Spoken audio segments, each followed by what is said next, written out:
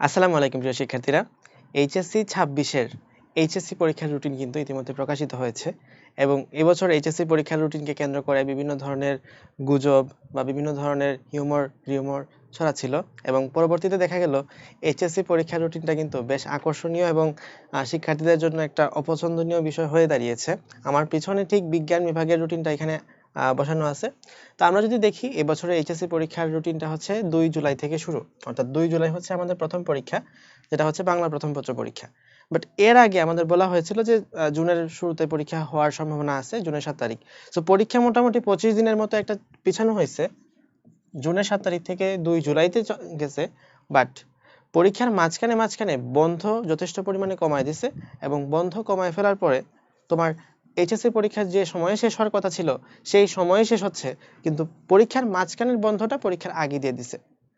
অর্থাৎ ধরো তোমার 7 জুন পরীক্ষা শুরু হইতো, পরীক্ষার আগে প্রত্যেক পরীক্ষার আগে 5 দিন করে বন্ধ থাকতো, তখন কিন্তু পরীক্ষাটা শেষ হইতো এই আগস্ট মাসে গিয়ে 15 তারিখে গিয়ে। এখনো সেম জিনিসটাই ঘটতেছে, বাট পরীক্ষার শুরুর ডেটটা পিছিয়ে দিচ্ছে। অর্থাৎ তোমাদের দাবিটাও মানা হয়েছে, আবার ধরো সরকার যে লক্ষ্যমাত্রা নিয়ে আগাচ্ছিল সেই লক্ষ্যমাত্রাও কিন্তু ফিল আপ হচ্ছে। তো বাংলা প্রথম পত্র হচ্ছে 2 তারিখ, 4 তারিখ হচ্ছে আমাদের বাংলা দ্বিতীয় পত্র পরীক্ষা। তো বাংলা দ্বিতীয় পত্রের আগে কিন্তু বন্ধ নাই। তুমি যদি নর্মালি চিন্তা করতে ওরকম মনে হইতো, বাট প্রত্যেক পরীক্ষার আগে আসলে সেম ভাবে বন্ধ। ইংরেজি প্রথম পত্রের আগে আবার একদিন বন্ধ, দ্বিতীয় পত্রের আগে একদিন বন্ধ, আইসিটির আগে এখানে তোমার 9 এবং 10, অর্থাৎ 2টা দিন বন্ধ আছে। ফিজিক্সের আগে মাত্র একদিন বন্ধ, এটা হচ্ছে সবচেয়ে বেশি ক্রুশিয়াল হবে তোমাদের জন্য। ফিজিক্স সেকেন্ড পেপারের আগে আবার একদিন বন্ধ, সো এটাও তোমাদের জন্য সবচেয়ে বেশি ক্রুশিয়াল হতে পারে। কেমিস্ট্রি ফার্স্ট এবং বায়োলজি ফার্স্ট, এইটার আগে মোটামুটি একটা ভালো বন্ধ আছে এবং তুমি এই টাইমে চাইলে কেমিস্ট্রি সেকেন্ড পেপারে কিছু অংশ পড়ে রাখতে পারো বা বায়োলজি সেকেন্ড পেপারে কিছু একটা পড়ে রাখতে পারো। যেমন ধরো কেমিস্ট্রি ফার্স্ট পেপারের ক্ষেত্রে তোমার এখানে কয়দিন বন্ধ আছে? 16, 17, 18, অর্থাৎ 3 দিন বন্ধ আছে। কেমিস্ট্রি সেকেন্ড পেপারের আগে 2 দিন বন্ধ আছে। বায়োলজি ফার্স্ট পেপারের আগে মোটামুটি 23, 24, 25, 26, 4 দিন বন্ধ আছে। 29 তারিখ অর্থাৎ একদিন বন্ধ আছে।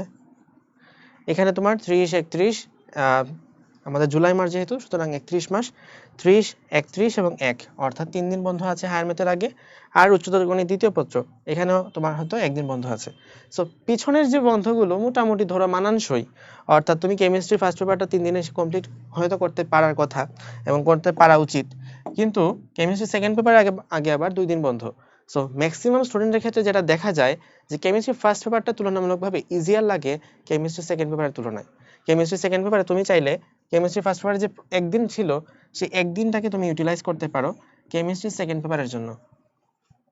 অর্থাৎ তুমি তাহলে কেমিস্ট্রি ফার্স্ট পেপারের আগে 2 দিন বন্ধ নিচ্ছ আর এখানে হচ্ছে 3 দিন বন্ধ নিয়ে নিচ্ছ। এটা তুমি করতে পারো, তাহলে হয়তো তোমার কেমিস্ট্রি সেকেন্ড পেপারের রিভিশনটা শেষ হতে পারে, যেহেতু ওখানে অর্গানিক কেমিস্ট্রি আছে। বায়োলজির ক্ষেত্রে এখানে তোমার ফার্স্ট পেপার আগে 4 দিন দিয়েছে, সেকেন্ড পেপার আগে একদিন বন্ধ দেওয়া হয়েছে। সো সেকেন্ড পেপার এবং ফার্স্ট পেপার দুইটার কিন্তু ভার্সনেস আসলে সেম। দ্যাটস ওয়াই তুমি একটার জন্য 4 দিন পড়লা, আরেকটার জন্য একদিন পড়লা, এটা কিন্তু তোমার রিভিশনটাকে ইফেক্টিভলি বা স্মুথলি কমপ্লিট করতে পারবে না। সো দ্যাটস ওয়াই তুমি এখানে 4 দিন বন্ধ ইউজ না করে তুমি এখানে হয়তো বা 2 বা 3 দিন ইউজ করতে পারো, আর এখানে তখন তুমি বাকি 2 দিন নিয়ে নিবা। সেক্ষেত্রে তুমিও এখানেও তুমি 2 থেকে 3 দিন ইউটিলাইজ করবা। সো বায়োলজির ক্ষেত্রে আমাদের এখানে কথা গেল। Higher math first paper, higher math second paper, দেখো এখানে হচ্ছে আমাদের 3 দিন আছে, এখানে 2 দিন আছে, একদিন আছে। যেটা প্রবলেম হয় ম্যাক্সিমাম স্টুডেন্টের হায়ার ম্যাথ সেকেন্ড পেপারটা, মানে এটা আসলে ডিপেন্ড করে man to man, but second পেপারটা অনেকের ক্ষেত্রে ইনকমপ্লিট থাকে, যে ওখানে স্থিতিবিদ্যা গতিবিদ্যা আছে, একটাও দেখা যায় অনেক শিক্ষার্থী একটা চ্যাপ্টারও পড়ে নাই, তো তখন হচ্ছে সেকেন্ড পেপারটা পড়ার চিন্তা ভাবনা করে।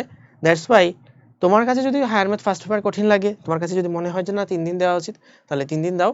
বাট যদি এরকম মনে হয় যে না সেকেন্ড পেপারে হচ্ছে আমি পরবর্তীতে পিছায় যাব, সেক্ষেত্রে তুমি হয়তো এখান থেকেও একদিন টাইম নিয়ে এসে, মানে এটা সেক্ষেত্রে তুমি হয়তো হায়ার ম্যাথ ফার্স্ট পেপার আগে 2 দিন দিবা, হায়ার ম্যাথ সেকেন্ড পেপার আগে 2 দিন দিবা। অর্থাৎ শেষের দিকের অংশটুকু হয়তো আমরা মোটামুটি একটা পোষায় নিতে পারবো, এক সাবজেক্ট থেকে কমায় আরেক সাবজেক্টে বাড়ায় নিতে পারবো, ফার্স্ট পেপার থেকে কমায় সেকেন্ড পেপার বাড়ায় নিতে পারবো। বাট শুরুর দিকের যে পরীক্ষাগুলো আছে এখানে কিন্তু তোমাকে যথেষ্ট পরিমাণে একটা স্ট্রেসফুল টাইম যাবে। একদিন পর পরই পরীক্ষা হইতেছে, মানে বাংলা ফার্স্ট পেপার পরীক্ষা দিয়ে আসছো, ওই দিন রাতে আসলে মানে পড়তে হবে তোমাকে এখন। কারণ আগে অনেক সময় দেখা যেত যে না পড়লেও হইতো, কারণ পরীক্ষার আগে আমার 4-5 দিন বন্ধ আছে। বাট এই বছর কিন্তু তোমাকে সেটা পড়তে হবে মাস্ট, কারণ তোমার মাঝখানে হাতে আছে একদিন, পরের দিনই হতো পরীক্ষা। বাংলা দ্বিতীয় পত্রের ক্ষেত্রে তুমি এখানে যে সময়টুকু পাচ্ছ এই টাইমটুকুতে বাংলা সেকেন্ড পেপারই পড়বা, ইংলিশ ফার্স্ট পেপার এবং ইংলিশ সেকেন্ড পেপার। ইংলিশে আসলে পড়লে অনেক পড়া, না পড়লে কিছুই না। সো যতটুকু প্রিপারেশন তুমি পরীক্ষার পরীক্ষার আগের মুহূর্তে নিয়ে যেতে পারবা, সেটা নিয়ে পরীক্ষা দিতে হবে। এখানে হয়তো তোমার সেম প্রিপারেশনটা নিতে হবে।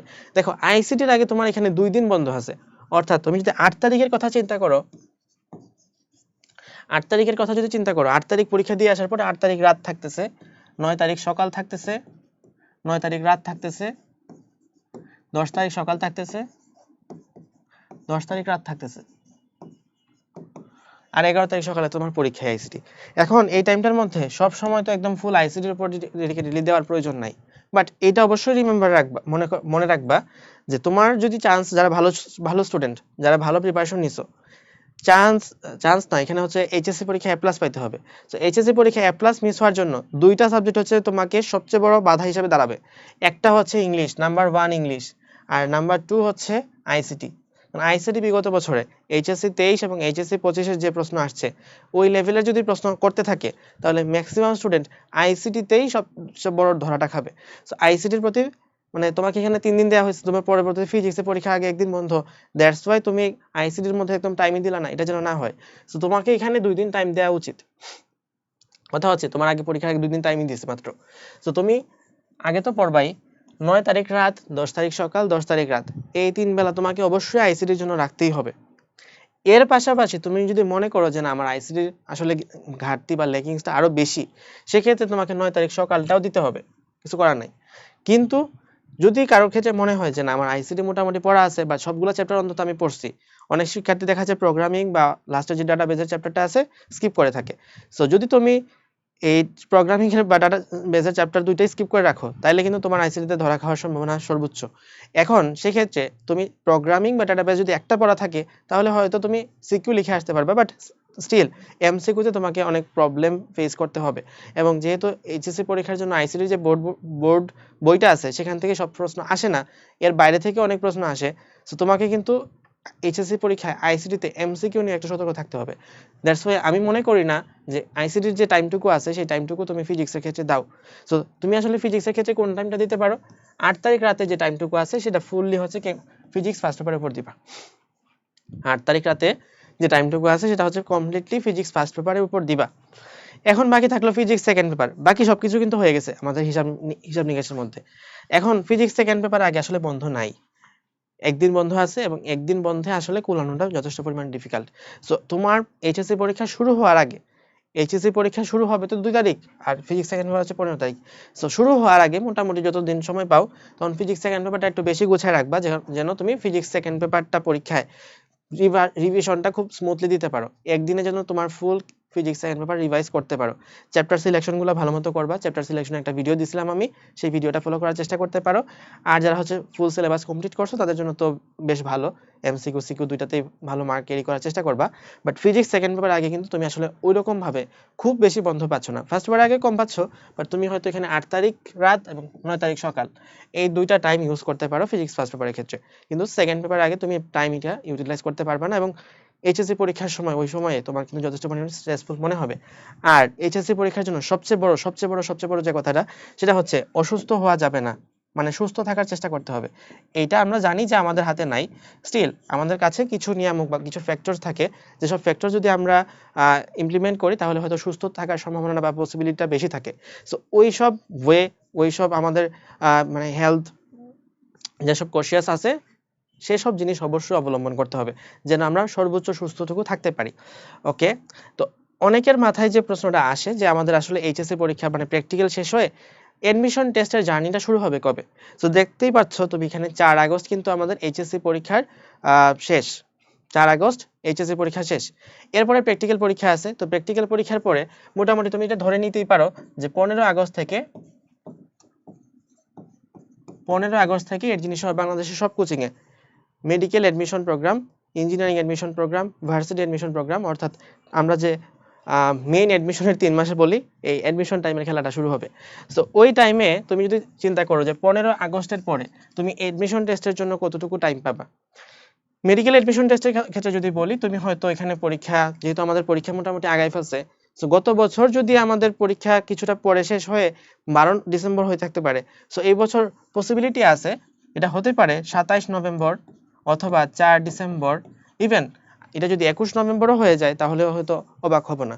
সো মোটামুটি এইরকম তুমি একটা ডেট অ্যাজাম করে রাখতে পারো তো 27 নভেম্বর ধরে পরীক্ষার জন্য প্রিপারেশন নিতে পারবা এইচএসসি পরীক্ষার পরে।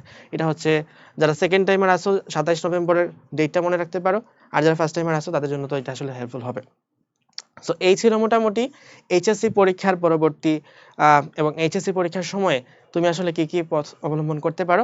আর আরেকটা ছোট কোয়েশ্চেন থাকে যে ভাই প্রি মেডিকেল কি করব কি করব না, বা প্রি অ্যাডমিশন যারা ইঞ্জিনিয়ারিং আসো মেডিকেল আসো ভার্সিটি সবাই জিজ্ঞেস করে যে প্রি অ্যাডমিশন যে প্রোগ্রামগুলো আছে সেগুলোতে এখন আর কন্টিনিউ করব কিনা। সো এখন আসলে স্টুডেন্ট একজনের পর এক একজনের উপর এক এক ধরনের কথা ইমপ্লিমেন্ট হয়। সো আমরা যদি তিনটা গ্রস ভাগে ভাগ করতে পারি, একটা ধরো স্টুডেন্ট হচ্ছে যার 40%-এর চেয়ে সিলেবাস কম শেষ, 40%-এর চেয়ে কম সিলেবাস শেষ হয়েছে, আরেকটা হলো 40 থেকে 75% শেষ হয়েছে, আরেকটা হলো 75% প্লাস। দেখো ভাই যার 40%-এর কম শেষ সে কিন্তু ফেইলের সম্ভাবনায় আছো। তোমার প্রি মেডিকেলের চিন্তা ভাবনা করে তো লাভই নাই, বরং তোমার যেটা চিন্তা করতে হবে যে কোন চ্যাপ্টার পড়বো।